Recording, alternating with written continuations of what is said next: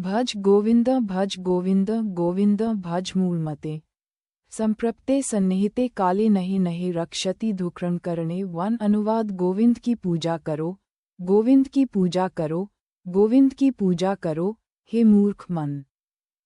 जब मृत्यु का नियत समय निकट आएगा तो तुम्हारे द्वारा सीखे गए व्याकरण के नियम, मतलब तुम्हारा ज्ञान, तुम्हें निश्चित रूप से नहीं बचा पाएंगे। पद्य 2। हे भ्रमित व्यक्ति, धन पाने की अपनी प्यास छोड़ दो।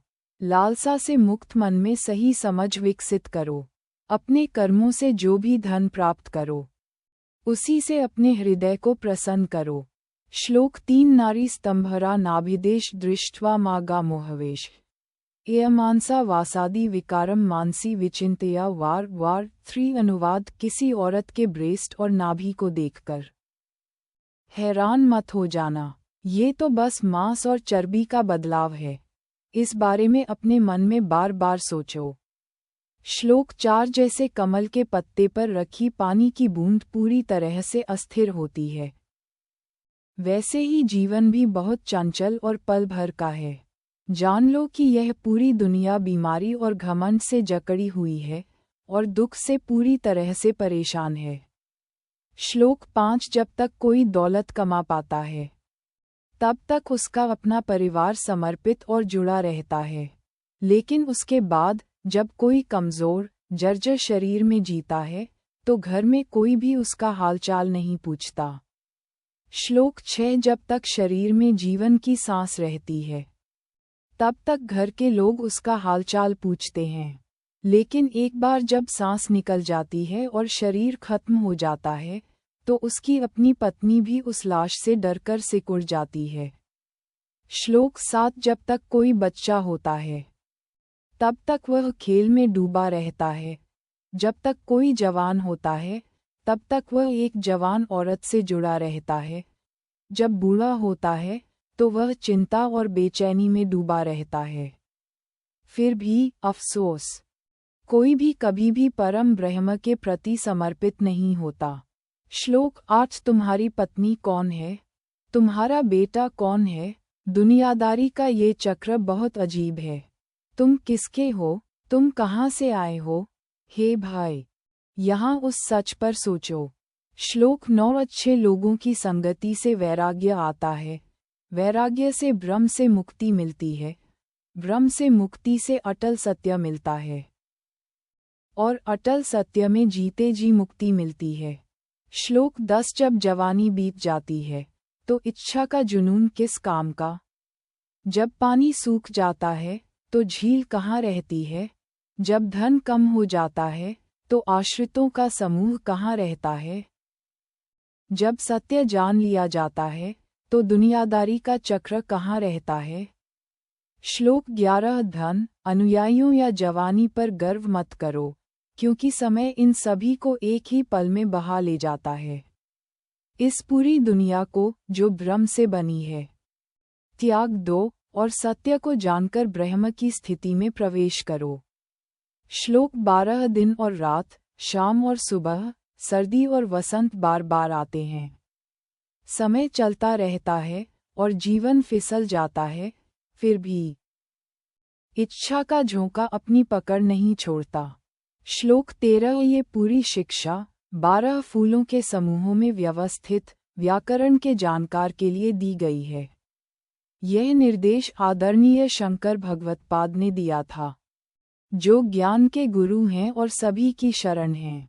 श्लोक 14। तुम्हारी पत्नी कौन है? धन के लिए ये चिंता क्यों? हे भ्रमित व्यक्ति, क्या तुम्हारे लिए कोई शासक नहीं है जो सब पर शासन करता हो? इन तीनों लोकों में केवल अच्छे और बुद्धिमान लोगों की संगति ही दुनियावी अस्तित्व के भयानक सागर को पार करने के लिए नाव बनती है। श्लोक 15। जातिलो मुंडी लुंचित केशः काशाइनबार बहुकृत वेशः पश्यन्नापि च न पश्यति मूढ़ः उदार। निमित बहुकृत वेशः 15 अनुवाद कोई जटाएं रखता है, कोई सिर मुंडवाता है, कोई बाल नोचता है, कोई गेरुआ वस्त्र पहनता है और कई रूप धारण करता है। मूर्ख देखता तो है, पर वह सच में नहीं देखता, ये सब रूप सिर्फ अपने पेट के लिए धारण करता है। स्टैंजा 16 इंग गलितम पलितम मूर्दशना विहीन जात तुंडम वृद्धो याति गृहीत्वा दंडम तदपि न मुच्त्याशा पिन 16 अनुवाद। शरीर कमजोर हो गया है, सिर सफेद हो गया है, मुंह बिना दांतों का हो गया है। बूढ़ा आदमी लाठी के सहारे चलता है, फिर भी इच्छा की गांठ उसे नहीं छोड़ती। स्टांजा 17 आग्रे वहनी पार्स द भानु राट्राव क्यूबुका समर्पित जनु करतल भिक्षा तरुतल वासह तदपि न मुच्त्याशा पाशः 17 अनुवाद। उसके सामने आग है, उसकी पीठ पर सूरज चमक रहा है। रात में वह अपने घुटनों को ठोड़ी तक खींचकर दुबका रहता है। उसका खाना कुछ और नहीं बल्कि हथेली में रखी भिक्षा है। उसका घर एक पेड़ के पैर या छाया में है, और फिर भी इच्छा का फंदा उसे नहीं छोड़ता।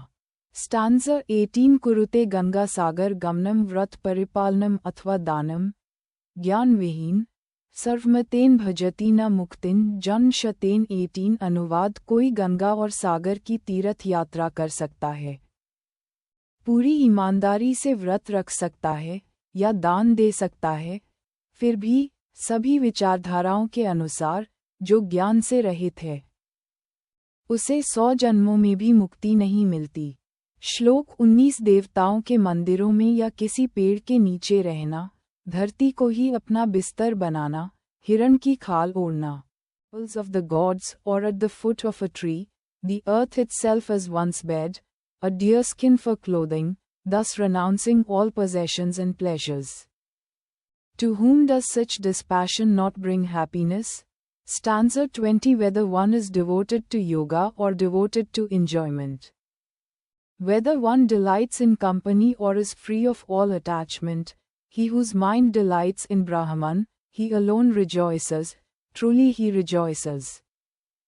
He rejoices indeed. Stanza 21 Bhagavad Gita Kinsidadita Ganga Jalalava Kanika Pita, Sakrdhapi Ena Murari Samarka Create Tasya Yamina Na Kaka 21 By whom the Bhagavad Gita has been studied even a little, by whom even a single drop of the Ganga's water has been sipped, by whom Murari, Vishnu, the slayer of Mura, has been worshipped even once, with him Yama, the lord of death, holds no dispute. Stanza 22 Punarapi Jananam Punarapi Maranam Punarapi Janani Jathe Sayanam, Iha Samsar Bahu Daster Krapepe Pahi Murare 22 Birth again and again, death again and again. And again the lying within a mother's womb, in this world of transmigration, so hard to cross over, protect me, O Murari, slayer of the demon Mura, through your boundless compassion. Stanza 23 Wearing a patched garment stitched together from rags picked up in the streets, walking a path free from the notions of merit and demerit. The yogi whose mind is absorbed in union with the supreme delights like a child, or like one intoxicated with bliss. Stanza 24 Who are you? Who am I? From where have I come? Who is my mother? Who is my father? Reflect thus upon your own worldly existence, abandoning all of it as a mere dreamlike consideration. Stanza 25 In you, in me, and everywhere there is but one Vishnu. Impatient with me, you grow angry in vain. Be even-minded toward all. If you wish to attain the state of Vishnu before long. Stanza 26 Satrao Maita Putre Bandhau Makuru Yatnam Vigrah Sandhau, Sarvisminnapi Pasyatmanam Sarvatrot Sarjabhed Jananam 26 Translation. Toward enemy, friend, son, or kinsman, make no effort at strife or alliance. See the self in all beings alike, and everywhere cast off the ignorance of separateness. Stanza 27 Kamam Krodham Lobh Moham Tyaktva, Tamanam Pashyati Soham, Atmajanana Vihina Mudhate Pesyanthe Naraka Nigudha 27 Having abandoned desire, anger, greed, and delusion, one beholds the self and realizes, I am that. But the fools who are devoid of self-knowledge, they are cooked, hidden away in hell. Stanza 28 Gain Gita Nama Sahasram Dhyayam Shripati Rupam Ajasram. Niyam Sajjana Sage Sittam Deyam Dinajnaya CE Vitam 28 Translation The Bhagavad Gita and the 1,000 names of the Lord should be sung. The form of Shripati, the consort of Lakshmi, Vishnu, should be meditated upon ceaselessly. The mind should be led into the company of the virtuous. And wealth should be given to those who are poor and afflicted.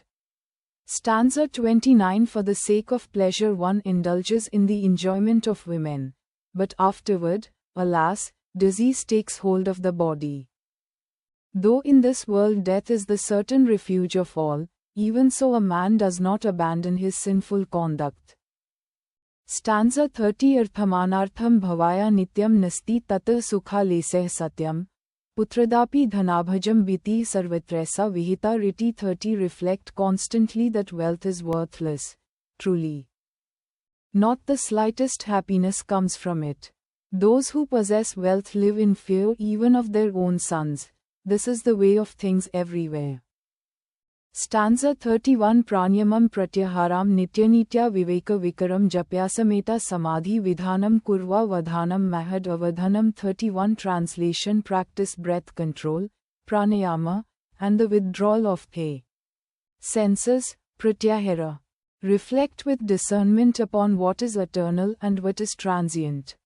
Undertake the discipline of deep meditation, samadhi, together with the repetition of the sacred name, Japa. Do this with great vigilance and utmost attentiveness. Stanza 32 Guru Karnambhuja Nirbhar Bhakta Samisrad Asirdh Bhava Mukta Sendriya Manasa Niyamadevam Dreksyasi Nija Hridestham Devam 32 O you who are wholly devoted to the lotus feet of the Guru, may you soon become liberated from the cycle of worldly existence, through the disciplined restraint of the senses and the mind. In this very way you shall behold the divine dwelling within your own heart. Stanza 33 A certain foolish grammarian, deeply engrossed in studying the rules of grammar, was thus awakened by the disciples of the revered master Sankara, whose minds were perfectly purified. Thus concludes the Mohamajara, the shatter of illusion. Conclusion Bhaja Govindam composed by Adi Sankarar Mohamajara, the hammer that shatters delusion.